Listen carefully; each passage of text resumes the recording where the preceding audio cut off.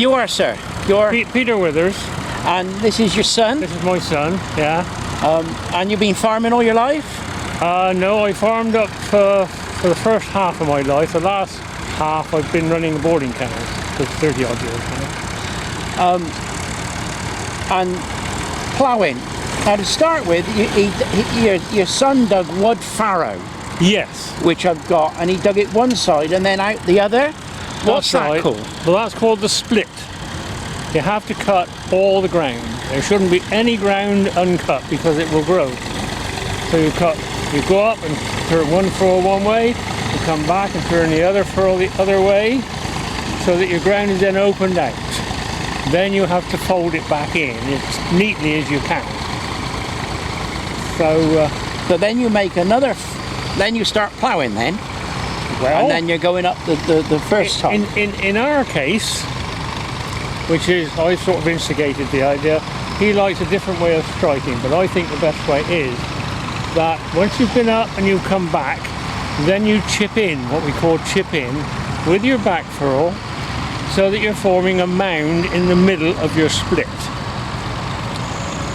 If that's a bit high, it doesn't matter because you're going to be driving on that. So once you've achieved that, you then alter your plough, what we call wind it across, so that it's not directly behind the tractor, it's slightly to one side of the tractor, which gives you the opportunity to drive your wheel mark on half of the mound, which will then, because you're driving half on the mound and not against the furrow wall, you then got room, you have to move your plough over so you can do that, and then it will come to the middle of the mound. And conversely, when you go the other way, it is bound to be the same. So then your two front furrows come together neatly. Must be covered in. And your son was saying he wanted the first 4 furrows done. Is that how you start off all ploughing? Yes. On arable ground, you always split out. On grassland, you are sometimes allowed to just plough it in.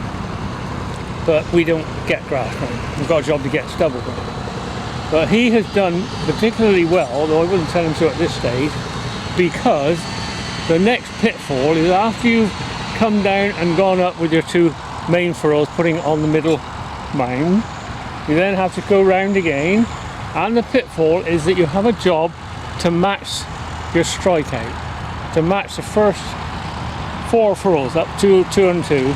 Yeah, because it's all got to be level. It's got to be level. As a judge, and I've been a judge now many years, you should be able to lay one of these poles across the ploughing and it should touch all the furrows. In other words, you haven't got a high top or a low top coming down. It must be level. And Paul, fortunately, he's very experienced as well, he's a ploughing judge as well, and he has brought the last 2 furrows up level with the first 2. Yeah. You'll see if you walk along there, there's the old problem of not matching up too low. And that's either because your strikeout is too high, and you can't match it up, or you haven't matched it up by eye coming down. So he will come down this way and go 1, 4, 3 times round, 2, 4, 6 furrows, and then he will cast. And then the one over there got loads of straw coming up still. Yeah. What's the problem with that? Well, the problem with that, in his particular case, I believe his skimmer is broken. So that's part of the problem. But even before that, you have to set the plough so that you don't show any stubble, and that can be done. I mean, the other day I was ploughing stubble that was, must have been a foot high. Now that is difficult. Even with skimmers, you can't really do it. But it's the same for everyone. But if you walk along, you'll see that some aren't covered in as well as this. So I'm very pleased with how he's got on. And what tractor is he using? That is quite a rare tractor. You'll never see another one. And that is a Nuffield BMC. And my son will give you probably a better idea of it than I. Yeah, what year was it made? 1965. And the plough was 1965. And so the beetles were in full swing then, you think? Well, we're in what they call a classic class, yeah, which is different to vintage.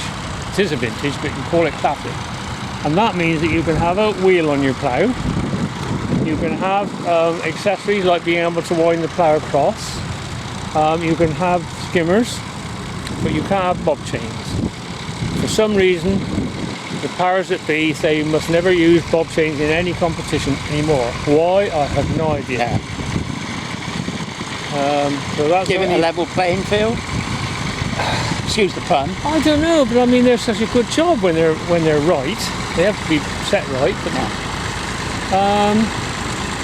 what else was I going to say? Well, he will have now rewound the plough back to where it should be, obviously, for these two furrows here. So your up and back is with the plough cross, and then you revert it now to ploughing normally. And he adjusts it because the ground's slightly different up the top there than it is down here. Well, yeah, you do it a lot by eye, experience really. But one of the big advantages for me anyway, I said to him, I can't be getting off altering this damn wheel all the time. He said, I'll fix that, Dad. So we've now got an electric adjustment. Yeah, I've seen that working. Button, yeah. And it's perfect.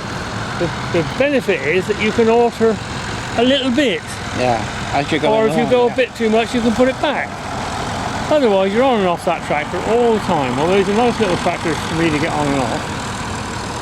But now I'm nearly 80, so I've got to sort of go a bit steady.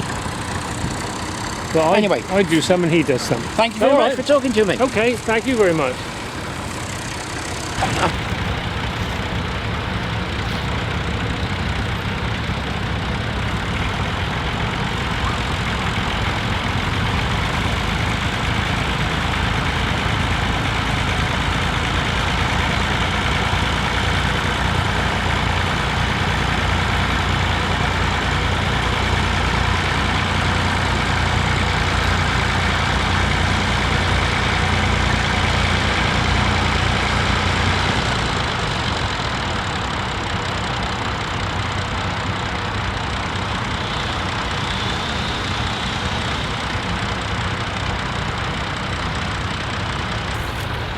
Yeah, well that's somewhere near.